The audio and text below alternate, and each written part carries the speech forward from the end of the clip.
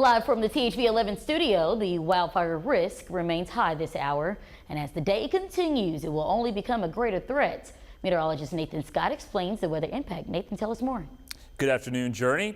With that fire danger, yes, we are watching for the winds start to pick up, especially in North Arkansas. The humidity levels will be dropping through the course of the afternoon as a frontal boundary, it's a weak one, is drifting its way down from the north. Now out there, we've got temperatures into the 70s. It's a delightful day. 76 in Little Rock, 81 in Camden. The clouds moving into northwest Arkansas, that may hold the numbers down just a little bit this afternoon. We were expecting highs low to mid 80s. That may keep us into the upper 70s, low 80s for highs. But we are 24-hour temperature difference, 10 degrees warmer than this time yesterday. Highs today, low, mid 80s, especially down into South Arkansas. Probably staying to the 70s in North Arkansas. But here are those winds we're talking about. They are gusting about 20 miles per hour in Clinton, 17 mile per hour wind gusts here in Little Rock and also Batesville. And the humidity levels have dropped. We're down into the 20% range. So therefore, we do have a high wildfire danger for today, also into Wednesday, but things do improve going into the weekend as moisture levels will be on the increase. Along with that, the chance of showers and thunderstorms. More on that complete forecast later. Well, we begin with new details on a story we first broke yesterday at 5. The U.S. Marshal's Office just updated us on that shooting on Baseline Road in Little Rock. We first want to show you these new images taken by our THV 11 camera crew. It shows the aftermath at Murphy Express, the dramatic scene of yesterday's incident. According to the U.S. Marshal's Office, a task force team attempted to arrest a man named Willie Joe Larry Perdaman. He was wanted for failure to appear on weapon charges. U.S. Marshals say they located Larry Perdaman in the passenger seat of a car. We're told the suspect then ran away toward the gas station. Marshals say he fired multiple shots at officers. Reports then indicate deadly force was used after officers say Perdaman repeatedly ignored commands. Larry Perdaman died from his injuries. Now here's 3 other things you should know. According to the U.S. Marshal's Office, a task force officer was injured. However, he was treated and released. It's confirmed no civilians were harmed. However, Arkansas State Police is actively investigating this and will provide updates as they come. We are also still working to learn the identity of the human remains discovered in Pulaski County. According to the Sheriff's Office, someone walking along Roland Cutoff Road made the discovery. This was reported around 2 o'clock yesterday afternoon. This map provides a better idea of the area. The exact location, however, has not been disclosed. We do know this. Investigators say the remains are that of a human skull. Jacksonville police have joined in on the ongoing search for a 49-year-old man. Take a look at your screen. Jody Pennington was reportedly last seen almost 2 weeks ago.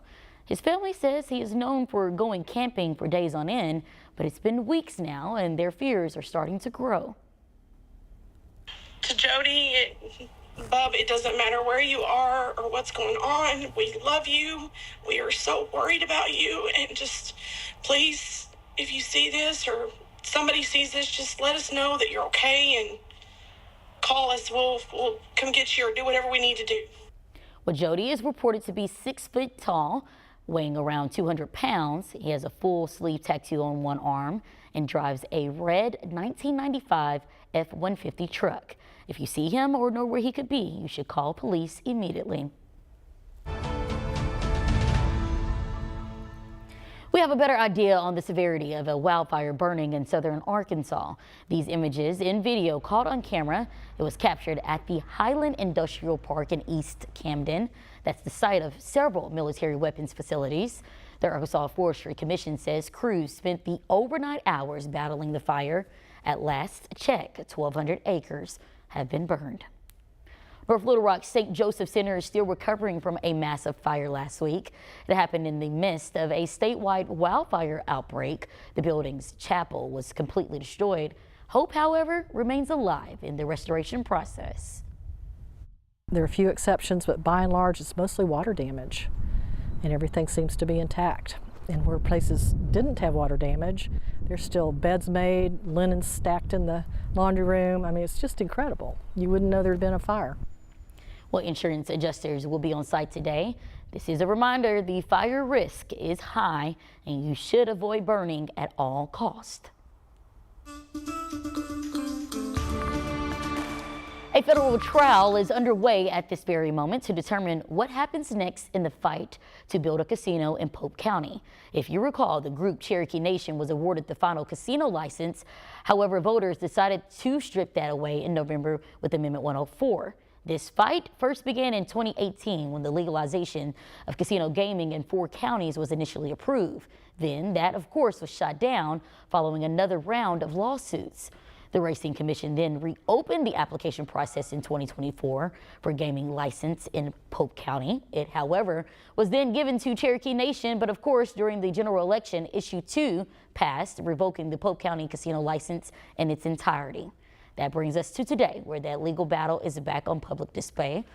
Cherokee Nation is challenging Issue 2. They argue that it was unconstitutionally taken away. Carter Thweet is in the courtroom where the trial is happening. We'll have extensive details at 5 and 6. Lawmakers are demanding answers after sensitive military operations were released over a message app. The Senate Intelligence Committee held a hearing on worldwide threats. There, they addressed the issue. Natalie Brand has the details from Washington. I think this is one more example of the kind of sloppy, careless, incompetent behavior, particularly towards classified information. As lawmakers grilled top national security officials at an annual hearing on threats facing the U.S., many are questioning why high-level Trump administration officials were reportedly discussing plans to attack Houthi targets in Yemen over the encrypted but not government-approved messaging app Signal. Obviously not a good thing. Again, it'll be up to the president, seeing how he wants to handle it. I'm sure it's a mistake that's been corrected right now. Could have had airplanes shot down. I mean, right now we might be talking about possibility of POWs in Yemen. The Atlantic editor-in-chief, Jeffrey Goldberg, says he was accidentally invited to the group chat by National Security Advisor Mike Waltz. I inadvertently discovered a massive security breach in the way the national security establishment conducts its business. Goldberg says the messages included information about weapons packages, targets, and timing of the March 15th strike shortly before it took place. The White House press secretary said this morning no war plans were discussed and no classified material was sent to the thread. This was a breach. H.R. McMaster served as national security advisor under the first Trump administration. What happened here is they traded off security for convenience. You just can't do that. The White House press secretary also says the president continues to have confidence in his national security team, including National Security Advisor Mike Waltz. Natalie Brandt, CBS News, the White House. Federal funds are being cut from the U.S. Department of Agriculture. How it could hurt U.S. food banks ahead at 12:17. Over the next 3 days, the temperatures will stay well above average for this time of year, and overall, it stays settled. We'll have a small chance of rain for parts of the region tonight into Wednesday, but the weather pattern becomes much more active going into the weekend. I'll have a look at future radar and talk about our severe weather threat coming up.